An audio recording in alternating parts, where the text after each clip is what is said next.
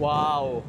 So, andito tayo ngayon sa FKM, sa warehouse ng FKM dito sa San Simon dahil nga dinala natin tong motor natin kasi nga na-aksidente tayo. Ayan, ibababa na nila. Yung mga flarings kasi dito kompleto, kaya dito natin papagawa. Tatanggalin natin yung mga parts na may mga gasgas, papalitan natin ng bago para wala nang history na aksidente.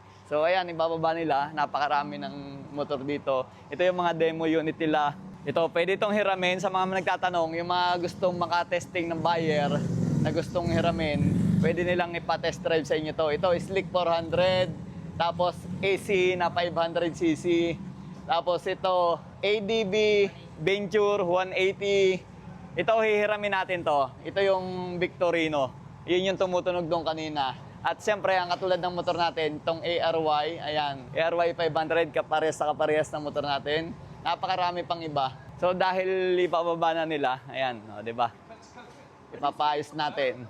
Papalitan natin ng bago yung mga may tama. And then habang ginagawa nila, manghihiram muna tayo ng kapalit.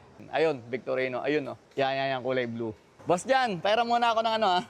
Pera muna ako ng Victorino. No problem, boss. Ayan oh. Eh kasi na-aksidente tayo eh. Apo. Ikaw na bala sa motor ko. Yes, sir. Ang bilis nila oh. Ayan oh, Victorino oh. Classic tayo ngayon. Wala tayong adventure bike ngayon. Classic bike na ang ating hiniram. Let's go. Magpapalakas lang tayo. Gagawa natin ng review yan. Tama, Sir Jan? Motor ulit.